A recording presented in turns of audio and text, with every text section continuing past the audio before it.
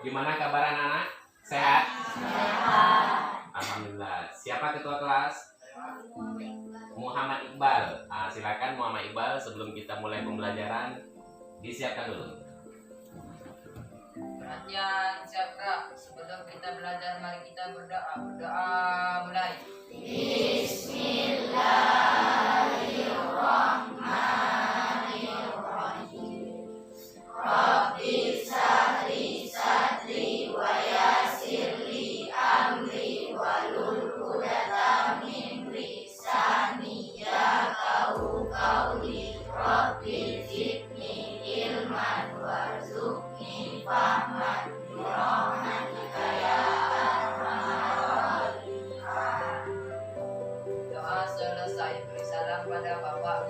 Assalamualaikum warahmatullahi wabarakatuh. Waalaikumsalam warahmatullahi wabarakatuh. Baiklah, sebelum kita mulai pembahasan, saya absensi dulu kehadirannya. Ahmad Dhani, Aidil Saputra, Aryo, Aryadi, Bagas, Alfa. Siapa ini kan Bagas nih? Ahmad Diana. Kemana Bagas? Ada. Bella Sapira. Terakhir, Yuli Ramaliba. Oke. Cuman satu orang yang tidak hadir hari ini, yaitu Bagas. Karena Bagas tidak ada mengasih surat keterangan izin atau sakit, maka dia absensi kita buat Alfa. Baiklah anak-anak, sebelum kita lanjutkan materi kita pada hari ini, kemarin kita membahas tentang apa? Alat-alat bersuci. Siapa yang bisa menyebutkan satu saja contoh alat-alat bersuci? Namanya? Coba Aryadi. Batu. Daun. Air Air apa itu? sumur, Air sumur. Oke, terima kasih. Aryadi. Air sungai boleh nggak gitu? Boleh. Air perigi? Boleh. Yang penting airnya bersih dan mensucikan. Nah, untuk hari ini kita masuk di bab 2. Nah, silakan anak keluarkan buku paketnya. Bab 2. Halaman berapa kemarin bab 2? Halaman 13. Nah, untuk hari ini kita masuk, judulnya adalah bersuci dari hadas dan najis. Bersuci dari hadas dan najis. Nah, perlu kalian tahu, selesai dari belajar bersuci dari hadas dan najis, selesai dari belajar bersuci dari hadas dan najis, nanti siswa itu diminta harus dapat menjelaskan pengertian bersuci. Itu yang satu. Artinya selesai belajar dari ini, siswa itu diminta dapat menjelaskan pengertian bersuci. Yang kedua, kalian diminta mendemonstrasikan tata cara bersuci dari hadas. Yang terakhir atau yang ketiga, mendemonstrasikan tata cara bersuci dari najis. Berarti ada 3 nanti yang harus kamu dapat setelah selesai belajar materi bersuci dari hadas dan najis. Nah, coba lihat di buku yang A, najis dan hadas. Coba dibantu Loli, apa itu najis? najis dan hadas merupakan 2 hal yang menjadi sebab seseorang melakukan taharah. Orang yang terkena najis berhadas harus segera disucikan agar dapat melakukan ibadah kepada Allah Subhanahu wa Ta'ala. Oke, orang yang terkena dari najis harus segera disucikan supaya kita bisa beribadah. Apa itu tohara? Coba diulangi lagi apa tadi bersuci? Bersuci dan mensucikan. Macam-macam tohara. Tohara itu dibagi dua, yakni bersuci dari najis dan bersuci dari hadas. Nah, untuk yang pertama kita masuk dulu pembahasan tentang najis. Apa salah satu contoh najis? Dikira seperti apa? Kotoran hewan. Coba Loli, apa lagi Loli? Nana.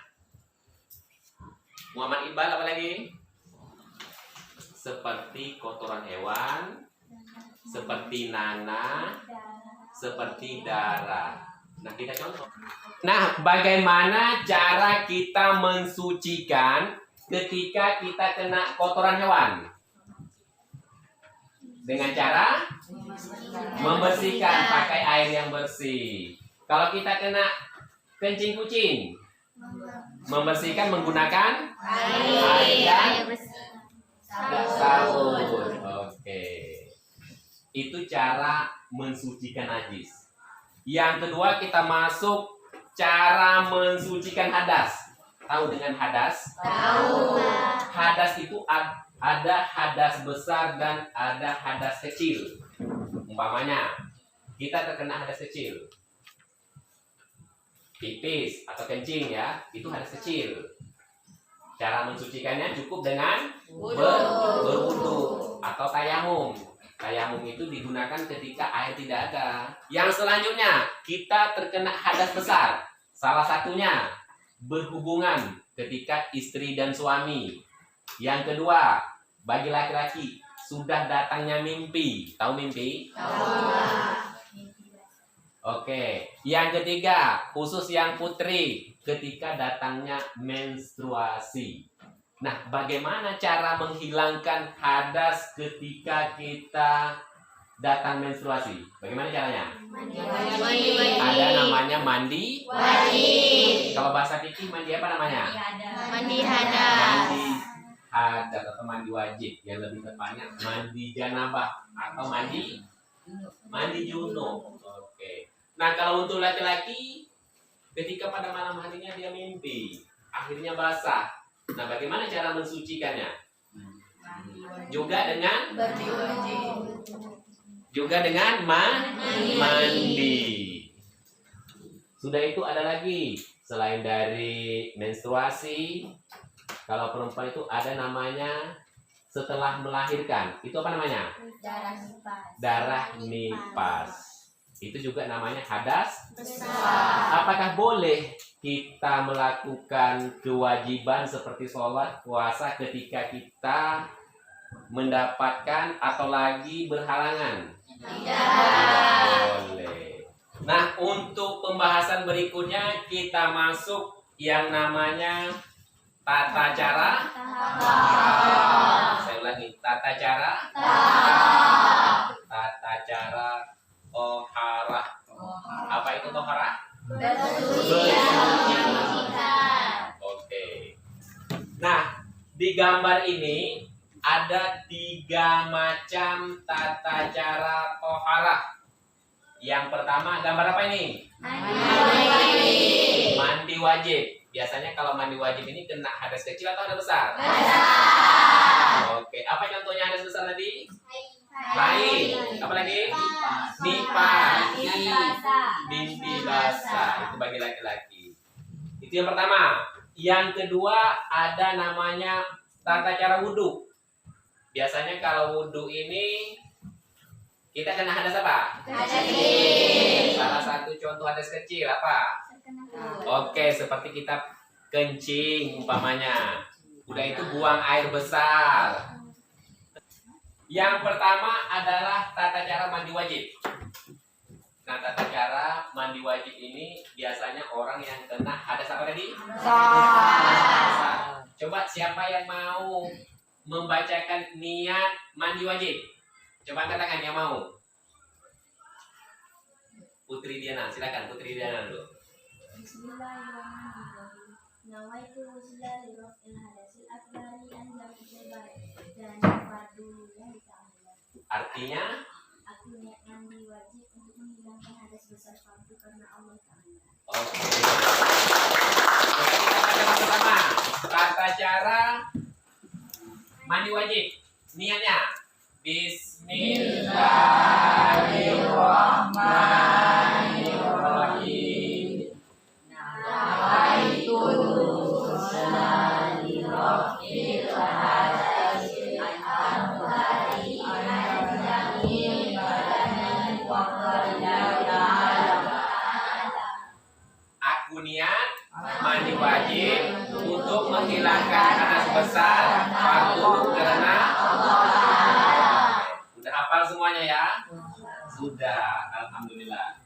Yang kedua, saya ulangi, kita lanjutkan tata cara mandi wajib.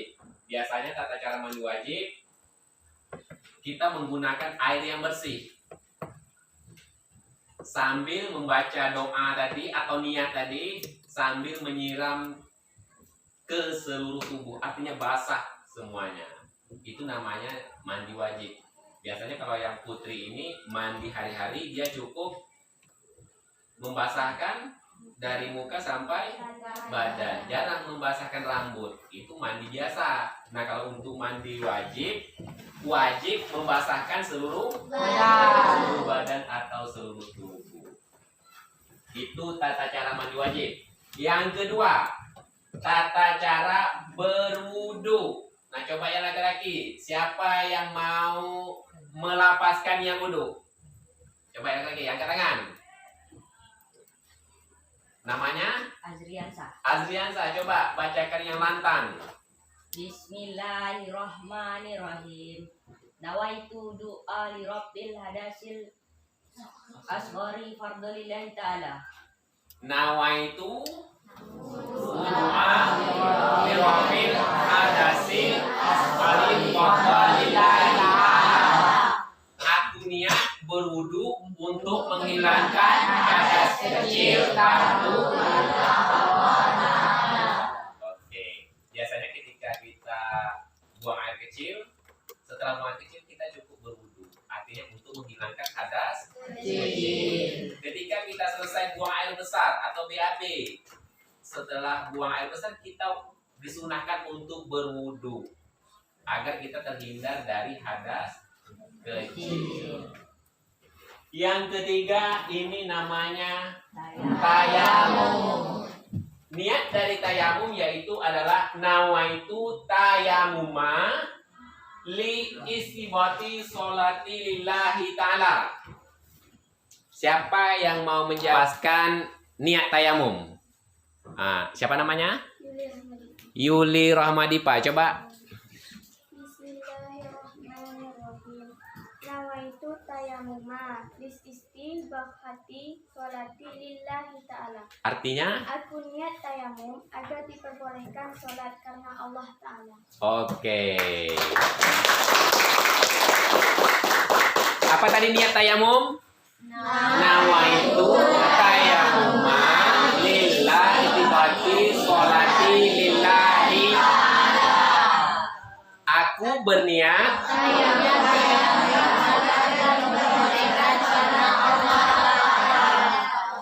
Nah, bagaimana cara bertayamum? Nah, umpamanya ini dinding. Ini boleh kita menggunakan tayamum. Artinya debunya artinya debu tidak kotor. Biasanya debunya menempel di dinding. Boleh Pak, di rumah? Boleh. Cara yang pertama, kita letak tangan kita dinding. Baru kita usap. Baru jangan terlalu ditekan, biasa saja. Yang kedua, kita letak lagi ke dinding, usap, baru dioles begini, baru kiri kanan. Cukup satu kali saja. Itu cara tayamum.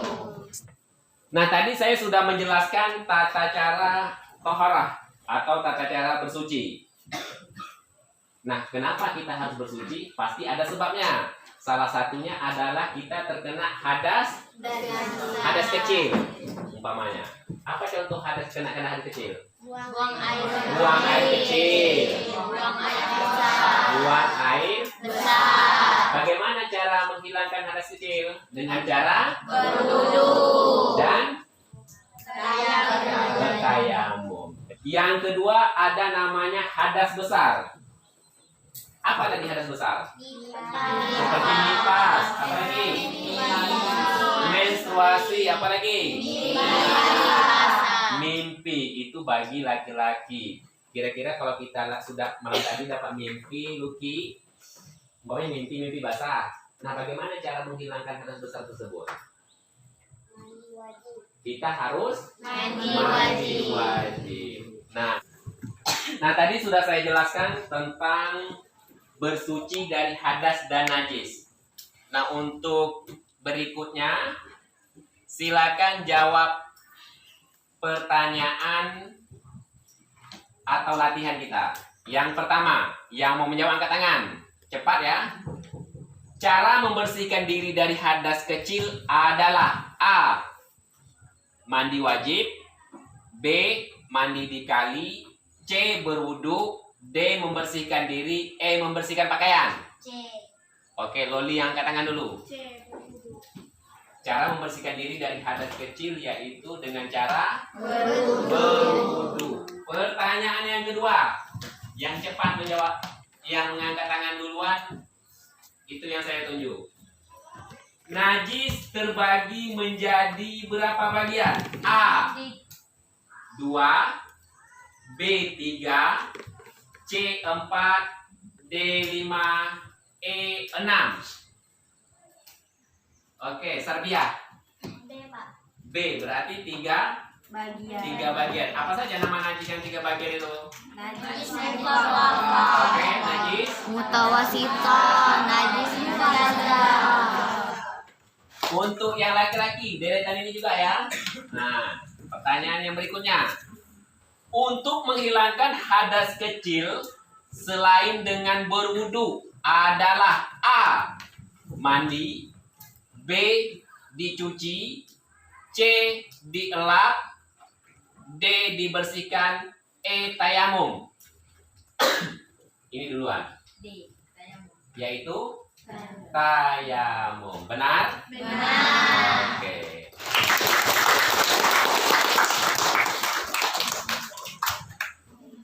Nah, mengingat waktu sudah menunjukkan jam 13 kurang 5 menit, untuk pembahasan kita bersuci dari hadas dan najis, kita paskan sampai di sini dulu. Untuk minggu akan datang, kita akan belajar tentang, untuk minggu depan kita akan membahas tentang bab 3. Apa itu judul bab 3? Sholat 5 waktu. Nah, untuk di rumah, silakan kalian baca-baca bab 3 yaitu sholat 5 waktu. Saya tutup dengan doa. Wabillahi taufiq wal hidayah. Wassalamualaikum warahmatullahi wabarakatuh. Waalaikumsalam warahmatullahi wabarakatuh. Ya,